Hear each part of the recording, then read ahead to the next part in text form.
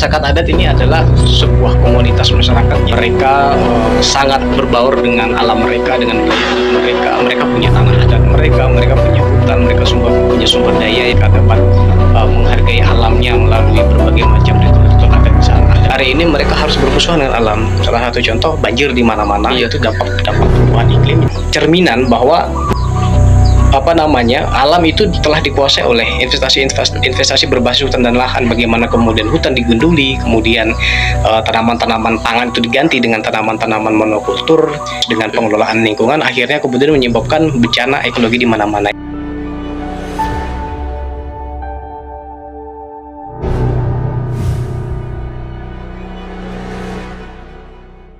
Oke, baik, selamat pagi Bang. Pagi. Jadi di sini perkenalkan dulu, nama saya Albertus Pani. Kemudian Abang bisa perkenalkan diri. Oh ya, terima kasih Pani. Saya Eko sebagai pegiat sosial lingkungan di Kalimantan Barat.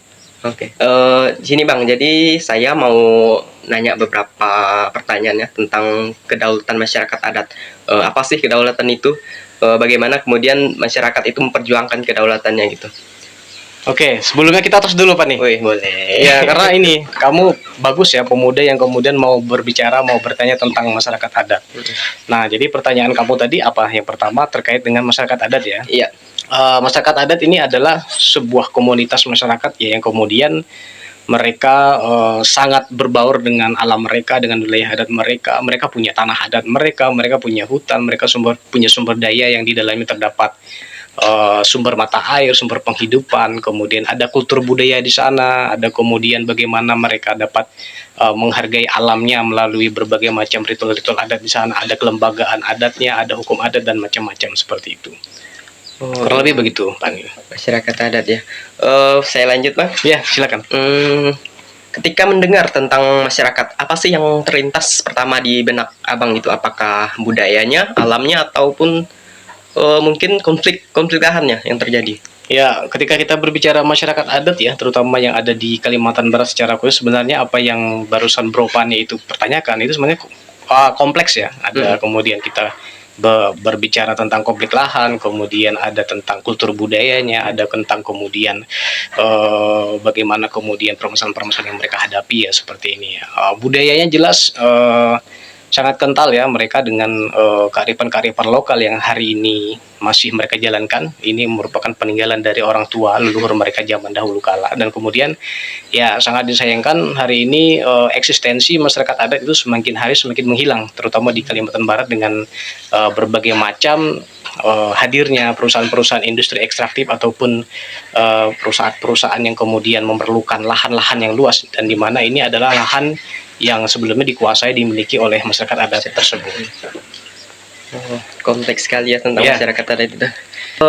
Tahu nggak sih Bang, kalau sebenarnya masyarakat itu udah ada jauh bahkan sebelum negara ini terbentuk gitu? Ya, jelas masyarakat adat sudah bahkan ribuan tahun ya sudah berada di Indonesia, bahkan tidak hanya di Kalimantan Barat, di Indonesia, bahkan di global, di dunia. Bahkan tidak hanya ada di negara Indonesia ya, ketika kita berbicara mana sih yang lebih duluan, apakah masyarakat adat atau negara duluan.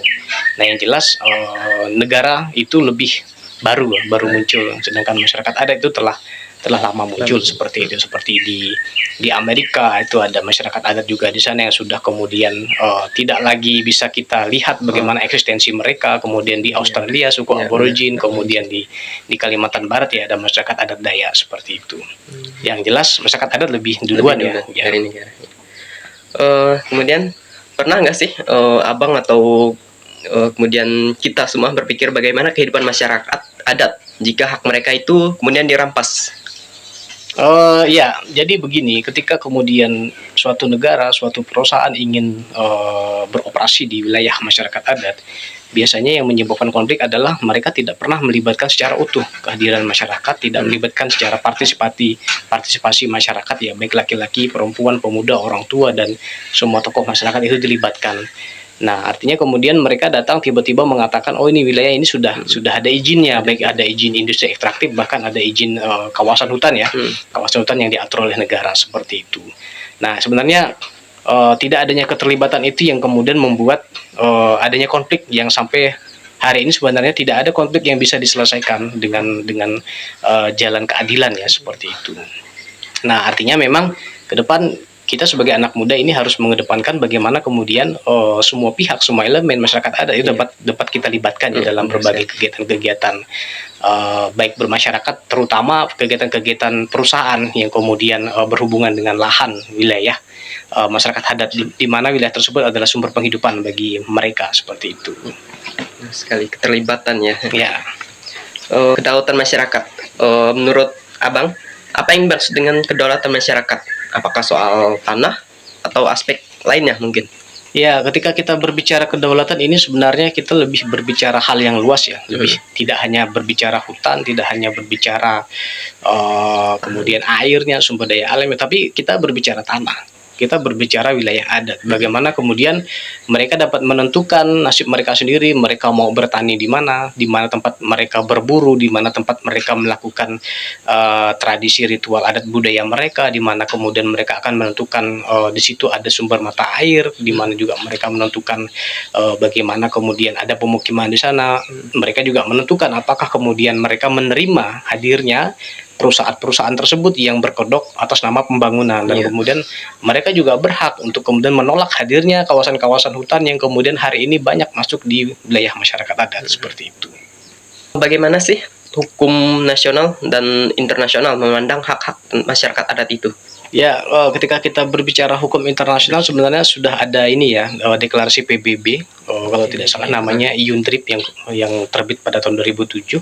Kemudian ada Konvensi ILO tahun 169, kemudian kalau di Indonesia itu ada diatur di Undang-Undang Dasar 1945, kalau tidak salah di pasal 18 ayat B seperti itu, di mana kurang lebihnya negara mengakui hak-hak masyarakat adat. Nah, terutama kemudian sebenarnya kita di koalisi NGO ya, di NGO tidak hanya di Kalimantan Barat, bahkan di Indonesia ini sedang mengejar bagaimana rancangan undang-undang pengakuan perlindungan masyarakat adat itu kemudian disahkan oleh negara. Tapi pada hari ini memang RUU tentang masyarakat hukum adat ini tidak pernah diprioritaskan seperti itu.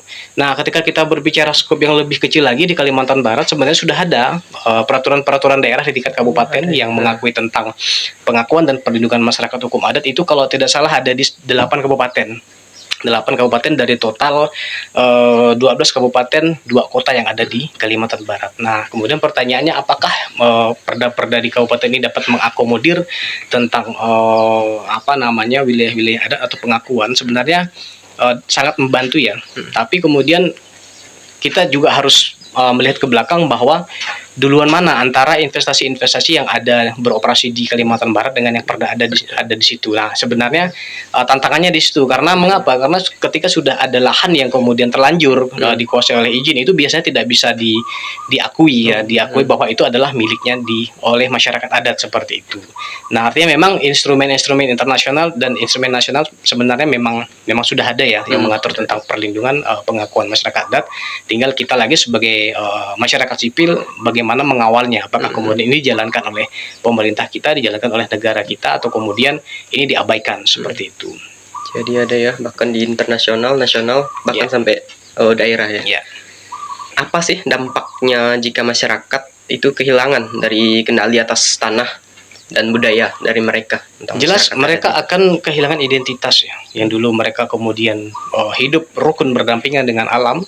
Hari ini mereka harus bermusuhan dengan alam. Salah satu contoh banjir di mana-mana, itu dampak perubahan iklim, dampak di mana kemudian sebenarnya itu adalah kaca cerminan bahwa alam itu telah dikuasai oleh investasi berbasis hutan dan lahan. Bagaimana kemudian hutan digunduli, kemudian tanaman-tanaman pangan itu diganti dengan tanaman-tanaman monokultur, kemudian pengelolaannya tidak selaras dengan pengelolaan lingkungan, akhirnya kemudian menyebabkan bencana ekologi di mana-mana. Yang kita tahu perkebunan sawit misalnya itu adalah bukan hutan, karena itu adalah tanaman monokultur satu jenis, sedangkan hutan itu ribuan jenis, ratusan ribu jenis.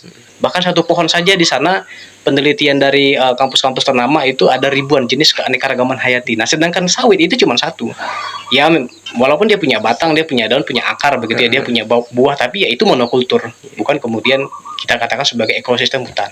Nah, ini kemudian menyebabkan bagaimana kemudian masyarakat adat tidak bisa mengendalikan, tidak punya kendali ya, tidak punya kendali atas tanah adat mereka. Nah, pihak-pihak pengusaha kemudian investor-investor itu tidak akan mau tahu ya bagaimana kemudian mereka dapat mengelola sesuai dengan standar lingkungan yang ada, karena yang mereka kejar hanya keuntungan ya, hanya profit seperti itu. Akhirnya kemudian ya yang dulunya kemudian itu lahan pangan, yang dulu sumber air bersih, yang dulunya itu hutan tempat masyarakat meningkatkan ekonomi mereka, bergantung hidup, itu kemudian sudah dialihfungsikan oleh perusahaan. Artinya sangat bahaya sekali ya ketika kemudian tanah itu tidak bisa, wilayah-wilayah adat itu tidak bisa dikalikan kembali oleh masyarakat adat seperti itu. Banyak sekali dampaknya, dampak negatif. Ya, Kenapa sih masih banyak kasus di masyarakat adat terusir dari tanah mereka sendiri itu? Padahal itu masyarakat adat gitu. ya. Jadi secara khusus di Kalimantan Barat ya, luas Kalimantan Barat itu kurang lebih sekitar 14,6 juta hektar. Kemudian telah dikuasai oleh berbagai macam perizinan ya. Salah satunya ada izin usaha perkebunan kelapa sawit kurang lebih sekitar 5 juta hektar data kita. Ini bukan data utuh ya. Kemudian ada kawasan HTI, HPH yang kemudian sekarang berubah menjadi PBPH itu sekitar 2,7 juta hektar. Kemudian ada izin usaha pertambangan sekitar ratusan ribu hektar ya, 600 ribu hektar kalau tidak salah. Belum lagi ada izin-izin kawasan hutan yang kemudian diatur melalui SK penunjukan dan SK penetapan yang ada di Kalimantan Barat. Nah, artinya ini menunjukkan bahwa kemudian masyarakat adat tidak pernah dilibatkan ketika kemudian ada investasi, ketika kemudian ada perusahaan, ketika kemudian ada kawasan hutan masuk di wilayah masyarakat adat. Nah, selama ini kan kita terjebak dengan kalimat bahwa wilayah masyarakat adat itu masuk di wilayahnya konsesi perusahaan, atau wilayah masyarakat adat itu masuk di wilayahnya kawasan hutan. Padahal sebenarnya yang masuk adalah kawasan hutan yang masuk di kawasan masyarakat adat, atau konsesi perusahaan yang masuk di wilayah masyarakat adat. Karena dia lebih duluan gitu, bahkan sebelum negara tadi. Itu mereka lebih duluan. Tapi kemudian yang saya katakan di awal tadi, tidak pernah ada keterlibatan partisipasi dari masyarakat. Kemudian itulah yang menyebabkan ketimpangan-ketimpangan yang menyebabkan berbagai macam konflik ya. Bahkan jangan heran hari ini di masyarakat sendiri itu ketika ada perusahaan beroperasi terjadi konflik itu ya sesama masyarakat. Kita sama kita gitu ya, masyarakat dengan masyarakat. Nah, itu sebenarnya politik adu domba yang digunakan oleh perusahaan seperti itu. Belum lagi kemudian kita juga dibentrokkan dengan aparat-aparat keamanan. Dan celakanya ya itu tadi, bukannya alih-alih mengamankan negara kita, mengamankan rakyat kita, bahkan aparat keamanan yang kita tahu, mohon maaf ngomong, mereka saat ini hadir itu untuk mengamankan investasi yang ada di dalamnya, itu bahkan hak-hak masyarakat. Nah, mereka tidak bisa jadi penengah. Ujungnya apa? Dibentrokkan dengan masyarakat. Akhirnya banyak masyarakat yang diteror, dikriminalisasikan, bahkan ditembak seperti itu ya, bahkan di penjara dan macam-macam bentuknya seperti itu. Lanjut Bang, bagaimana sih perampasan lahan terjadi? Apakah itu murni soal ekonomi atau ada faktor lain? Nah, ketika kita berbicara ekonomi sebenarnya adalah peran kita semua ya, tidak hanya kemudian kita berbicara ini adalah peran dari pemerintah, tapi peran dari semua sektor. Nah, memang kemudian yang paling mencolok adalah adanya ekonomi ya, kebutuhan-kebutuhan ekonomi yang mendesak yang kemudian membuat banyak masyarakat yang kemudian tertipu daya seperti itu ya. Masyarakat diiming-imingi misalnya, Pak, Bapak nanti menyerahkan lahan 10 hektar, nanti kita akan bagi Bapak. Itu pembagiannya ada yang 70-30, ada yang 80-20. Tapi kemudian 70-30, 80-20 ini abstrak sekali, ambigu. Yang dimaksud dengan 80-20 itu seperti apa? Yang dimaksud dengan 70-30 itu seperti apa? Apakah kemudian 30 itu bersih untuk masyarakat begitu ya? Apakah kemudian 30% itu dalam konteks lahan, atau dalam konteks uang, atau dalam konteks apa gitu kan? Nah, tapi pada kenyataannya setelah kita melakukan riset, kita melakukan advokasi, kunjungan-kunjungan lapangan ke wilayah-wilayah masyarakat adat yang terdampak oleh perizinan tersebut, ternyata dari 30% atau 20% pembagian tadi itu banyak sekali potongan-potongan biaya produksi seperti itu ya, biaya perawatan, biaya macam-macam lah. Akhirnya kemudian kita pernah menemukan di Skadau misalnya, dulunya ketika masyarakat belum menyerahkan lahan kepada perusahaan, mereka bisa menanam padi, menanam tanaman pangan, mereka bisa menanam berbagai macam jenis tanaman ya, karet yang dulu menjadi primadona, kemudian kopi dan segala macam, mereka bisa menghidupi anak mereka, bahkan bisa mengkuliahkan anak mereka.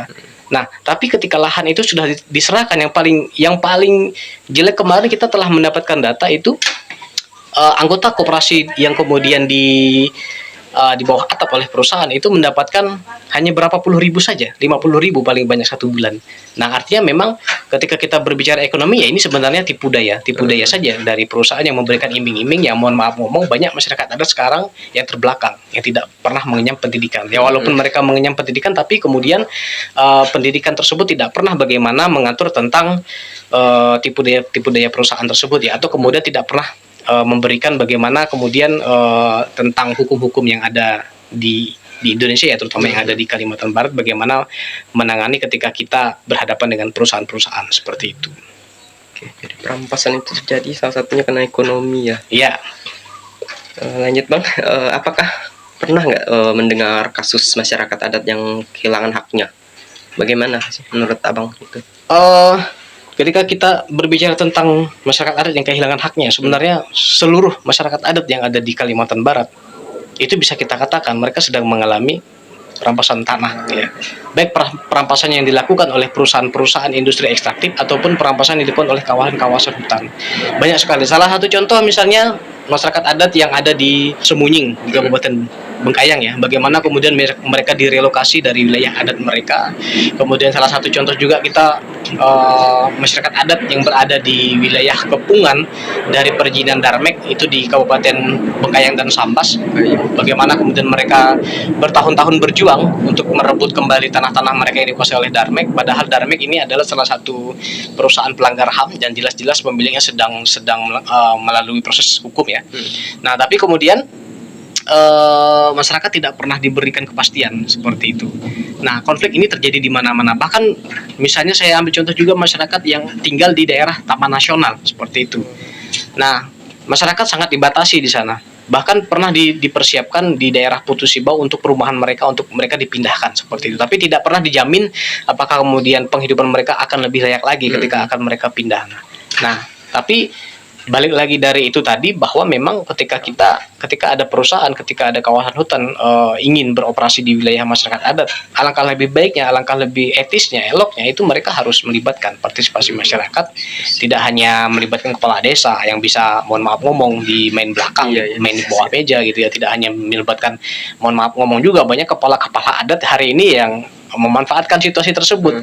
Banyak oknum ya, saya bukan menyebut 1-2 orang tapi oknum. Ada juga banyak aparat-aparat di dinas seperti itu ya, bahkan dari tingkat kecamatan sampai kabupaten, provinsi, pusat juga bahkan bermain dengan hal-hal izin tersebut, karena memang ya kita tahu Indonesia seperti apa ya, seperti itu. Bagaimana perubahan iklim dan eksploitasi alam berdampak pada kehidupan masyarakat itu sendiri? Ya, perubahan iklim sangat terasa itu ketika kita melihat kalender musim ya. Dulu masyarakat adat bisa menujum ya, bukan ahli nujum tapi tapi menujum kapan terjadi banjir, kapan terjadi musim kemarau, hujan dan lain sebagainya. Mereka bisa memprediksi semuanya, kapan panen apa segala macam. Bahkan mereka juga bisa memprediksi, dalam 1 tahun buah-buahan akan berbuah berapa kali.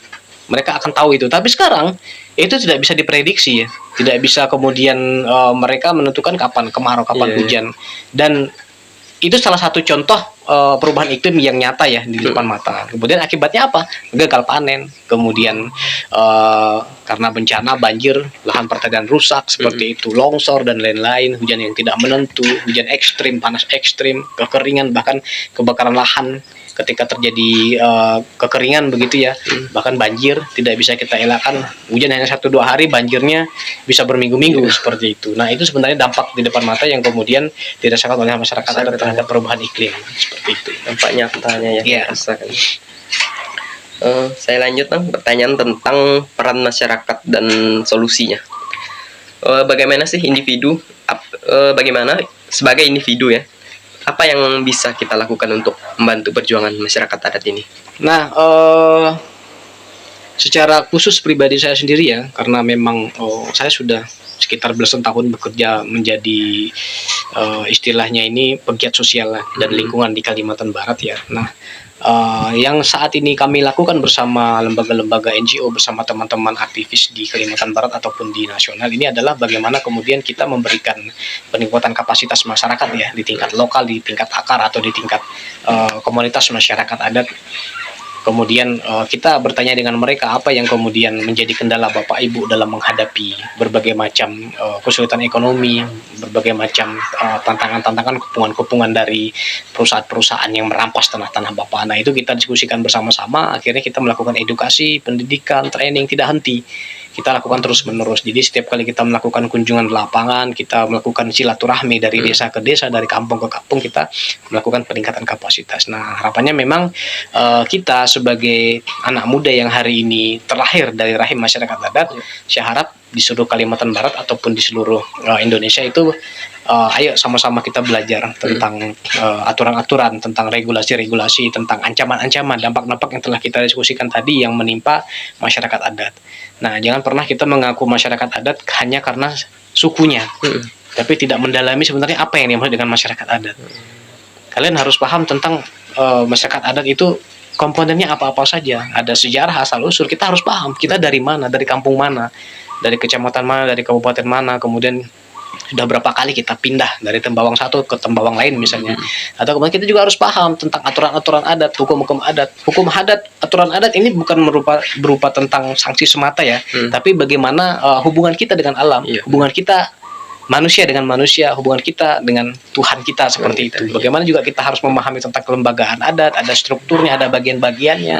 Jadi ketika kita punya urusan di suatu kampung, di suatu komunitas, kita tidak mengambil kebijakan, keputusan diri sendiri, tapi melibatkan musyawarah adat tadi itu ya, melibatkan temenggungnya, kepala biduanya, kepala adatnya, dan kemudian berbagai macam istilah-istilah yang ada di masyarakat adat ya. Kita juga harus paham tentang wilayah adat kita.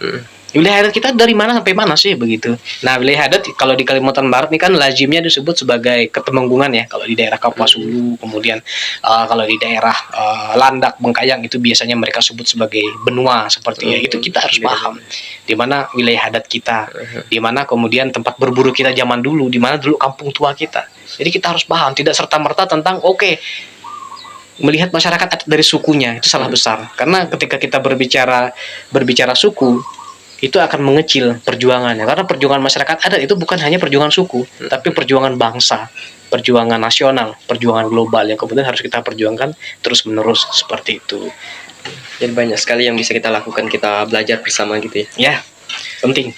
Bang, bagaimana sih media sosial bisa menjadi alat atau untuk menyuarakan itu hak masyarakat adat itu? Ya, hari ini media sosial sangat berperan penting ya dalam perjuangan-perjuangan dalam menyuarakan berbagai macam hal yang terjadi di negara kita ya. Nah, saya harap ya hari ini kita sebagai pemuda jangan hanya, ya mohon maaf ngomong, kita jangan hanya mencari tenarnya saja, viralnya saja gitu. Tapi kemudian kita memposting video, foto, memposting tulisan itu hanya berfokus pada keadaan individu kita, pribadi kita. Tapi bagaimana kemudian postinglah sesuai hal apa yang kemudian hari ini masyarakat adat terasakan.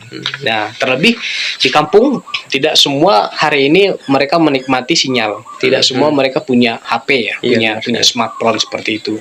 Nah, maka dari itu kita yang hari ini menikmati sinyal, yang hari ini menikmati canggihnya smartphone tersebut, ya harapannya kita terus menyuarakan apa yang kemudian dirasakan oleh masyarakat adat. Karena zaman hari ini memang zamannya teknologi ya. Kemudian tidak seperti zaman dahulu. Kalau zaman dahulu ketika kita ingin mencari berita itu kita harus beli koran gitu kan. Kita harus nonton TV misalnya, kita harus kemudian mendengarkan radio. Nah, biasanya itu kan ada jam-jam tertentunya. Nah, tapi kalau kita melalui smartphone, ada berita beberapa tahun yang lalu, bahkan berita yang terbaru itu kita bisa cek begitu ya. Nah, artinya memang gunakanlah media sosial ini sebijak mungkin ya. Jangan kemudian memposting hal-hal yang tidak berguna yang kemudian sebenarnya menutupi apa yang sebenarnya terjadi di tingkatan masyarakat adat seperti itu. Menurut Abang, apakah pemerintah sudah cukup melindungi hak masyarakat adat itu? Jika belum, apa yang bisa diperbaiki? Nah, ini sebenarnya menjadi PR kita bersama ya. Ketika kita berbicara apakah kemudian pemerintah sudah melindungi hak masyarakat adat, saya rasa pemerintah hari ini terutama di Kalimantan Barat ya, mereka sudah berupaya maksimum. Tapi kemudian memang yang namanya berjuang itu perlu teman. Tapi yang menjadi kendala kita adalah berjuangnya ini tidak bersama-sama, tidak berteman gitu ya, masih individu-individu, masih terkotak-kotak seperti itu. Nah, hari ini kemudian kita jangan sampai terjebak bahwa pekerjaan tentang perlindungan masyarakat adat itu adalah pekerjaannya, misalnya katakanlah pekerjaannya teman-teman dari dinas, bukan pekerjaan publik ya, bukan pekerjaan NGO, atau sebaliknya ini adalah pekerjaan dari teman-teman NGO, bukan kemudian pekerjaannya dinas, seperti itu. Nah, bagaimana kemudian kita harus melakukan sinergi. Nah, selama ini kita melakukan kerja-kerja sering melibatkan pemerintah ya, bagaimana kemudian juga ya mungkin mereka juga di beberapa dinas ada yang belum paham sebenarnya apa sih akar masalah dari permasalahan dari yang dihadapi oleh masyarakat. Kita ajak bareng-bareng, kita diskusi, kita diseminasi, kita melakukan FGD, kemudian macam-macam ya kegiatannya. Akhirnya kemudian kita mencapai kesepakatan, akhirnya apa output yang akan kita kejar gitu ya. Keluaran-keluarannya seperti apa, hasilnya seperti apa yang akan kita dapatkan seperti itu. Nah, artinya memang ketika pertanyaannya adalah apakah kemudian pemerintah telah berupaya, ya sebenarnya mereka telah berupaya ya. Salah satu contoh tadi itu, mereka sudah di 8 kabupaten kalau tidak salah ya, di Kalimantan Barat itu sudah mengeluarkan peraturan daerah yang mengatur tentang pengakuan dan perlindungan. Ya, walaupun dari 8 kabupaten tersebut ada satu kabupaten yang tidak menjalankan amanah itu, di Kabupaten Bengkayang ya. Nah, ini menjadi sorotan di provinsi bahkan di nasional, karena belum satu pun ini menerbitkan SK tentang penetapan pengakuan perlindungan masyarakat adat sesuai dengan amanah dari Perda PPMHA, perlindungan pengakuan masyarakat hukum adat, seperti itu. Jadi perlunya kita berjuang untuk bersama-sama lagi Iya. untuk melindungi. Oke, saya rasa dari saya itu Bang, makasih banyak informasinya. Siap. Terima kasih Bang.